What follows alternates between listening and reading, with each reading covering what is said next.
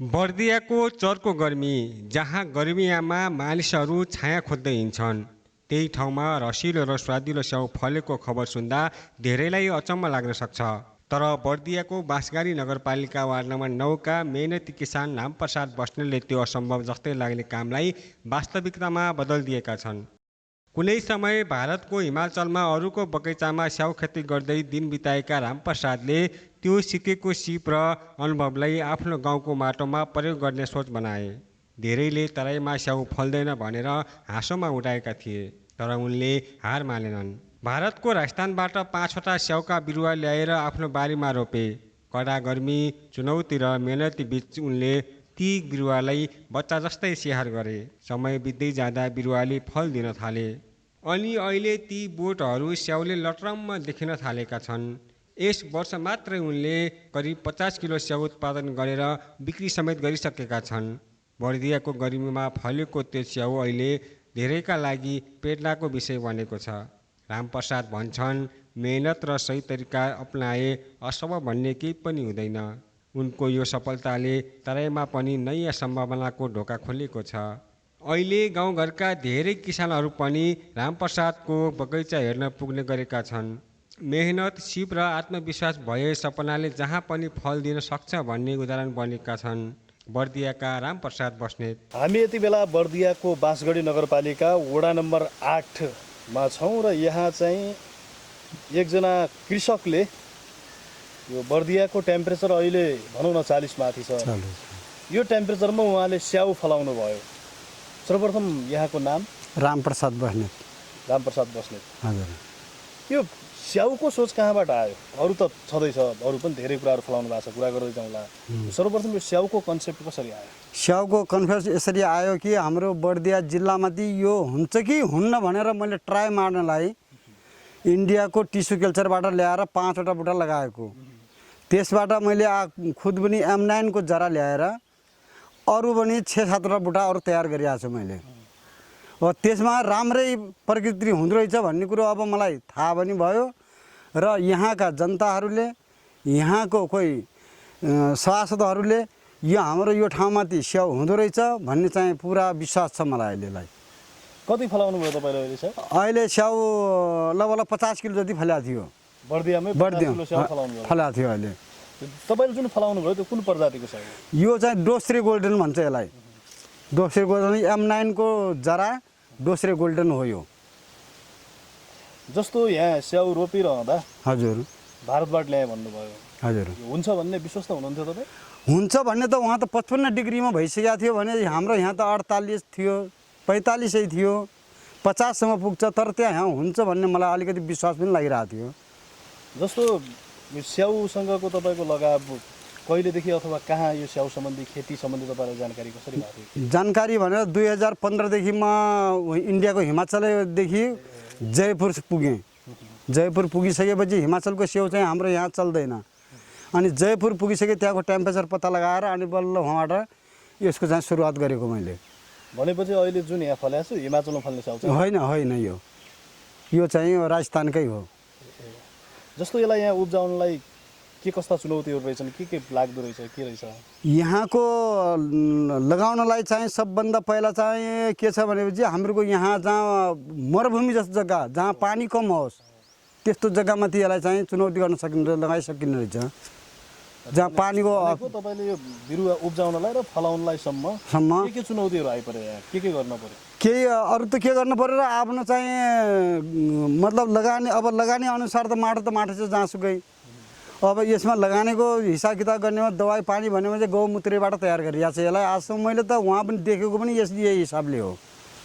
भनेको कुनै पनि बाह्य विषादी अन्य विषादी यसमा त युज गरिरहेको छैन गरेर त्यसरी फलाउनु पर्यो। हजुर। 2015 सालदेखि कृषि पेसामा भन्नुभयो? हजुर, 2015 देखि कृषि पेसा, यही पेसामाथि म जयपुरतिर गएर वहाँ तालिम गरेर अनि गएर आएर अनि आफूले यहाँ 2073 मा यहाँ आएँ। यो 77 मा लाग्यो गाउने बुटा, 77 मा लाग्यो। अनि फल्न चाहिँ कति समयपछिदेखि सुरु गर्यो यसले? फल्न चाहिँ 3 वर्षदेखि फल्न सुरु गरे। अब अलिअलि त फल्ने त अब लागिरह्यो उस्तै त 3 वर्षदेखि राम्रो क्रप दियो यसले। अब के छ यसलाई थप्ने विचारमा हुनुहुन्छ त? यसलाई थप्ने विचार त हो, सरकार अनुसारको थप्नुपर्ने भयो। अब कसैले भन्छ सरकारी जग्गा हो यो, सरकारी जग्गामा कसैले उठाउँछ भन्छ, कसैले बसाल्छ भन्छ। त्यस हिसाबले चाहिँ हामीले यहाँ चाहिँ केही अनुभव गरेका छैनौँ र सरकारले काहीँ चाहिँ अगर राम्रो ठाउँमा लगेर निश्चित गरेर राखिदिन्छ यस्तो कृषकहरूलाई भने वहाँ गएर यसको प्लान्टिङ हामी गर्न सक्छौँ। अहिले यहाँ कति जमिनमा खेती गर्नु भएको छ? तपाईँले के खेती गर्नु भएको छ? अहिले यहाँ चाहिँ हामीले लगभग 4 कट्ठा माथि लगाइएको छ। यसमाथि चाहिँ 413 बुटा अम्बाका छन्, लगभग 17 बुटा चाहिँ सेबका छन्। अहिले अम्बा पनि फल्ने तर्खरमा रहेछ, स्याउ त यहाँले फलाएर बेची पनि सक्नु? हजुर मैले बेचिसकेँ। अब अम्बा भने यही हो, यहाँनिर जो लागिरहेको छ नि, यो एक भेराइटी चाहिँ पुरा बेचेर भ्याएँ एकचोटिको हिउँदको। अब यो बर्खाको हो फल हो यो भनेको। यो अम्बा पनि दुईचोटि फल्छ? दुईचोटि पुरा 12 महिना फलिरहन्छ यो, 12 महिना फल्छ। यो ताइवानको हो, यो ताइवान पिङ्क भन्छ यसलाई। ताइवान पिङ्क भन्छ, ताइवान व्हाइट भन्छ, इलाहाबादी सफेदा पनि छ, यसमाथि गोल्ड पनि छ। 4 भेराइटी छ मसँग। अहिले अम्बा र स्याउ खेती गरिरहनु भएको छ तपाईँले? हजुर, विशेष गरी भनौँ न। हजुर।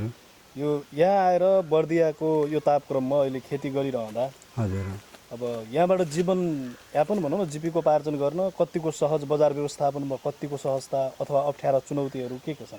अब मसँग धेरै नहुनाको नाताले यति चाहिँ अब 200-400 का बुटाको चाहिँ यहीँ खपत, बजारमै खपत, गाउँघरमै खपत भइहाल्छ।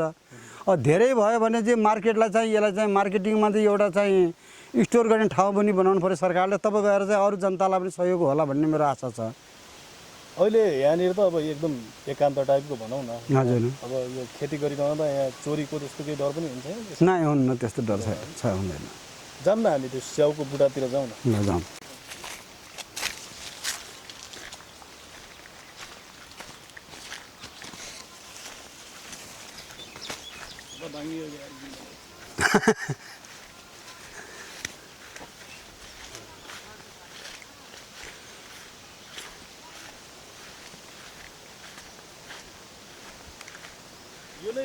हजुर हजुर, यही हो रुख।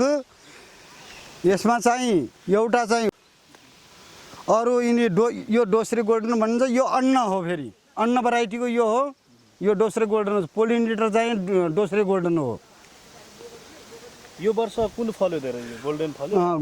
फल्न सबै, यो गोल्डन फल्यो भने सबै फल्छ, गोल्डन फलेन भने कोही अरू पनि फल्दैन।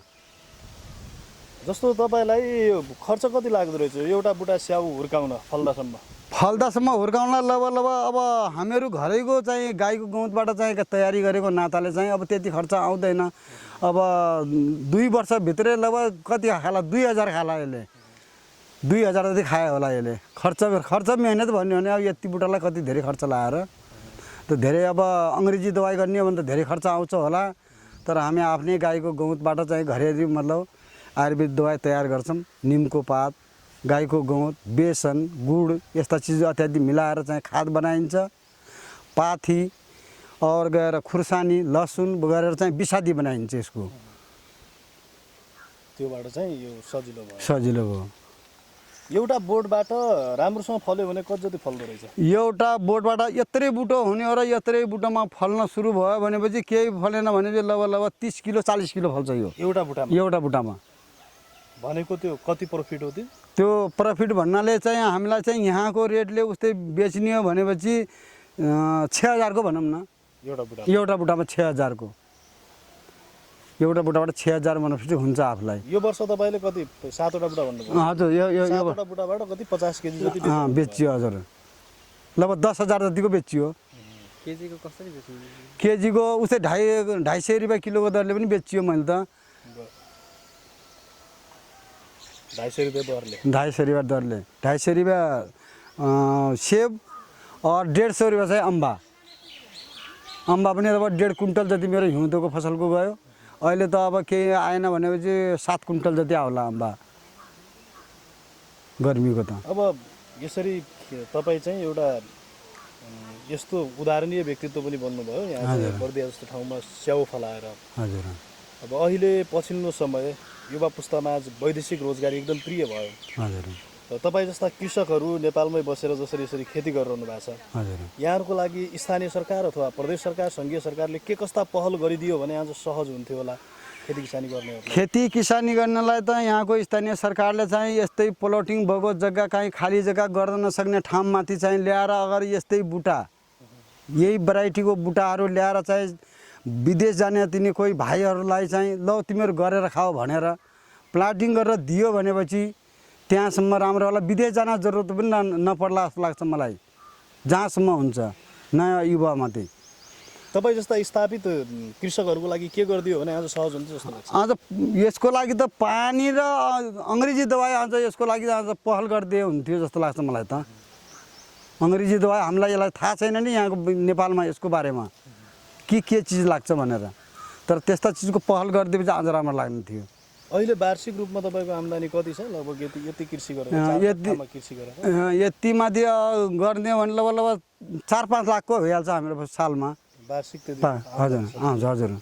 अरू मलसल बनाउने ठाउँ पनि तपाईँले? हजुर यो बिसादी हो यो। हजुर यो बिसादी गराइया छ। यसमा गाईको गहुँत, अब निमको तेल, पाथीको रस, खुर्सानी, लसुनको रस सब मिलाएर चाहिँ यो बनाएर यो 1 हप्तामा तयार हुन्छ। तर यसलाई एकतिरै घुमाउनु पर्छ, दुईतिर घुमाउनु हुन्न। यो बनाउँदाखेरि दुईतिर यसलाई नघुमाउने भन्छ, यसलाई दुईतिर घुमाउनु हुन्न। अहिले यतैतिर घुमाउनु भयो भने यतैतिर घुमाउनु पर्यो। और खाद पनि यसरी बनाइन्छ। खाद यसलाई चाहिँ गाईको गोबर यत्रो ड्रममा गाईको गोबर चाहिँ 10 किलो, 1 किलो गुड, 1 किलो बेसन हालेर चाहिँ खाद बनाइन्छ। यसमा कति समयमा तयार हुन्छ? यो 1 हप्तामा तयार हुन्छ। यो 1 हप्तामा तयार हुन्छ भनेपछि अहिले तपाईँसँग जति पनि यो कृषि भनौँ न, अम्बा भनौँ अथवा स्याउ भनौँ, जति पनि छन् यही मल प्रयोग, मकै पनि यही प्रयोग भएको। मकैमा पनि यही प्रयोग गरिरहेको छ। यहाँ त मकै, खुर्सानी जो चिज हुन्छ हामी यही प्रयोग गर्छौँ हामीहरू। यो कृषि सम्बन्धी हजुरले कुनै औपचारिक शिक्षा लिनु भएको थियो या यो अनुभव नै हो? अनुभवको हो यो। अनुभव औपचारिक त्यस्तो शिक्षा कुनै? नै, कोही होइन। अनुभवोगी हिसाबले मैले चाहिँ यहाँ हाम्रो नेपालमा त्यो धतुराको खेती भएको छैन। धतुराको खेती हुन चाहिएको थियो, भाङको खेती हुन चाहिएको थियो, तब अझ राम्रो हुन्थ्यो भन्ने मलाई उ छ। अझ अब अर्को वर्ष के छ तपाईँको प्लान जमिनमा? अर्को वर्ष त अब मेरो के छ भनेपछि अब यो बर्सातमा त अहिले टमाटर खेती गर्ने मेरो विचार छ। यही मुनि, यो अम्बाकै मुनि टमाटर खेती गर्ने हो। यसमाथि चाहिँ अब आएर चाहिँ हाम्रो गौमुखी भन्ने एउटा बोडी आउँछ, त्यो बोडी लगाउने हो यसैमा। अरू केही छ गोपाल सर? सोधौँ सबैलाई, मेरो मलाई फोन आयो।